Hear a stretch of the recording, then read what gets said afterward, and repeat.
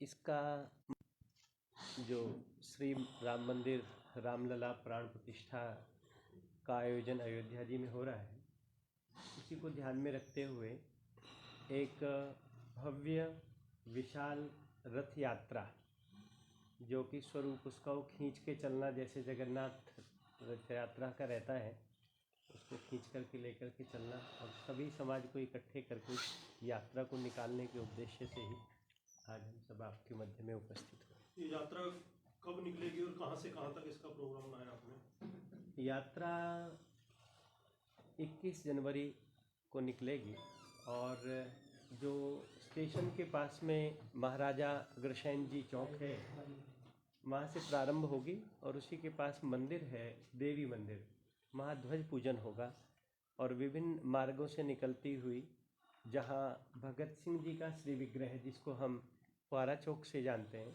वहाँ होते हुए तदुपरांत शिवाजी चौक, जिसका प्रचलित नाम प्यारा चौक भी है, उस तदुपरांत नेहरू पार्क होते हुए दशहरा ग्राउंड तक पहुँचेगी। यात्रा का समय क्या रहेगा? यात्रा प्रातः 10:30 बजे प्रारंभ होगी, जो अपनी शास्त्रीय विधि हैं और उनका निर्वहन होगा, मार्जन होगा, परिमार्जन आदि, जैसे जो ध्वजवाहक होते हैं वो 3 दिन पूर्व उन नियमों की पालना करते हैं, जैसे सामान्य जीवन से हटकर के जीता है वो व्यक्ति जो उस ध्वज को लेकर के आगे चलेंगे। तो वो आज से ही प्रारंभ हो गए हैं। उसकी जो शास्त्रीय नियम हैं, जो ध्वजवाहक रहेंगे 3, और वो ध्वज आगे रहेगा और 10:30 बजे हम वहाँ से प्रारंभ करेंगे। इसमें कितनी धार्मिक संस्थाएं भाग ले रही हैं? जहाँ तक हमारे संज्ञान में है, सब कार्यकर्ताओं ने मिलकर के सभी मंदिरों से संपर्क किया है और मंदिरों के साथ साथ जो अन्य धार्मिक सामाजिक संस्थाएं हैं, उन सब से भी निवेदन किया गया है। और अगर हम संख्या की बात करें तो लगभग 26-27 मंदिरों से संपर्क हमारा हुआ है और संस्थाओं की दृष्टि से 7 संस्थाओं से हमारा संपर्क हुआ है। 22 को भी कोई प्रोग्राम है?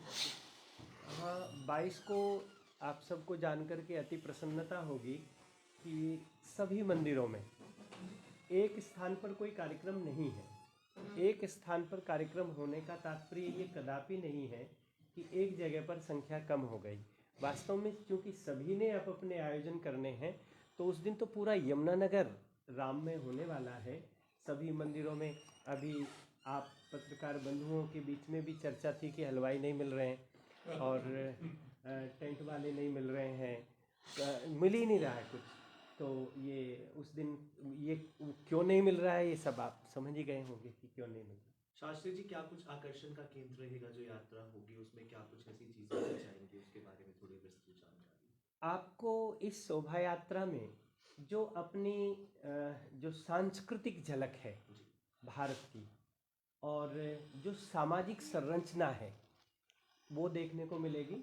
उसमें जाति पाति राजनीति धर्म से उठ कर के सभी हिंदू समाज के लोग उसमें उपस्थित होंगे और अपने नगर की कुछ ऐसी विभूतियां हैं जो आश्रमों में होती हैं, वहाँ तपस्या करती हैं, कुछ साध्वियाँ हैं, कुछ संत हैं।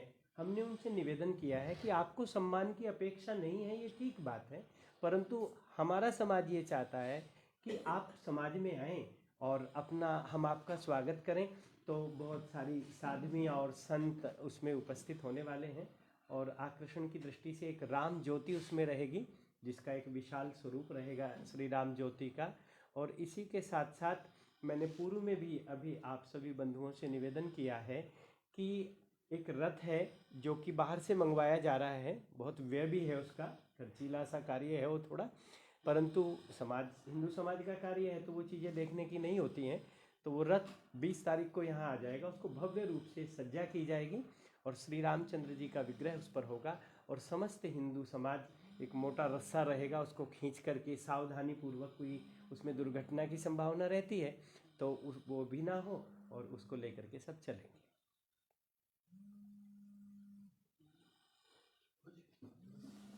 मैसेज देना चाहेंगे आप? हाँ,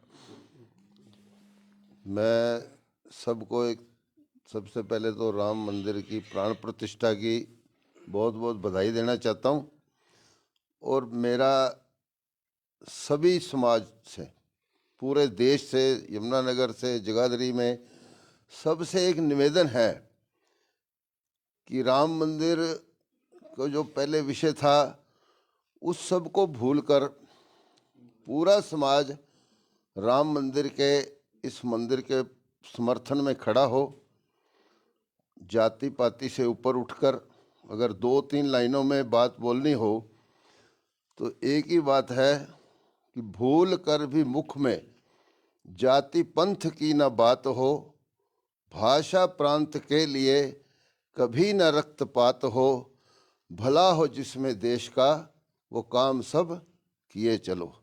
इतना ही मेरा निवेदन है सबसे, हाथ जोड़कर करबद्ध, कि इसमें कोई भी व्यक्ति किसी तरह का भी अहंकार न करे।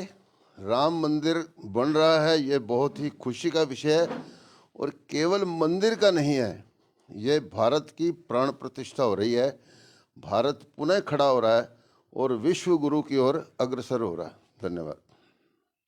3 एक बिंदु और हैं छोटे छोटे, उनको स्पर्श करना चाहेंगे आपके मध्य में। श्री राम मंदिर निर्माण से राम जी का लाभ नहीं है। मैं तो अगर आपसे भी प्रश्न करूं कि आप में से कौन है जो चाहता है कि मेरा बच्चा राम जैसा बने, तो मुझे लगता है आप सभी चाहेंगे कि हमारा बच्चा राम जैसा बने। तो एक तो राम मंदिर से राम जी का भला नहीं है, एक स्वस्थ समाज का निर्माण। तो कुछ लोगों का रहता है कि मंदिर नहीं, फैक्ट्री बननी चाहिए, इस तरह के कुछ प्रश्न रहते हैं। तो अगर हम क्रम से चलें, चिट्टा मंदिर से प्रारंभ करें तो 25 दुकानें नियमित हैं जो अपने भोजन की व्यवस्था वहाँ से निकालती है। मंगलवार को उन दुकानों की संख्या लगभग 150 से 200 रहती है। हफ्ते भर का भोजन चिट्टा मंदिर से निकालते हैं। और थोड़ा बढ़े तो हम पंचमुखी जा सकते हैं, लगभग 1000 दुकानें वहाँ लगती हैं। गरीब, वंचित, साधारण सा समाज जो शिक्षित भी नहीं है, वहाँ से वो अपने एक हफ्ते का भोजन निकालते हैं। और आगे बढ़ें तो शाकंभरी देवी जाएं तो 1500 दुकानें लगती हैं चैत्र और नवरात्र के मेले में। वो 1500 परिवार अपने आर्थिक स्थितियों को उस मंदिर से, और आगे बढ़ते जाएं तो वैष्णो देवी जा सकते हैं। पूरा जम्मू कश्मीर सरकार पैसा लेती है वहाँ से। पूरा वाराणसी जो है वो काशी विश्वनाथ पर।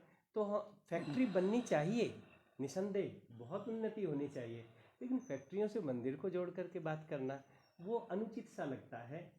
कुछ वित्त विशेषज्ञों ने अभी ये निर्णय किया है कि ये लगभग 1 लाख करोड़ रुपए की इकोनॉमिक जो है सर्कुलेशन में आएगी इस घटनाक्रम से। तो ये 3-4 प्रश्न रहते हैं सामान्यतः, उस दृष्टि से मैंने आपसे चर्चा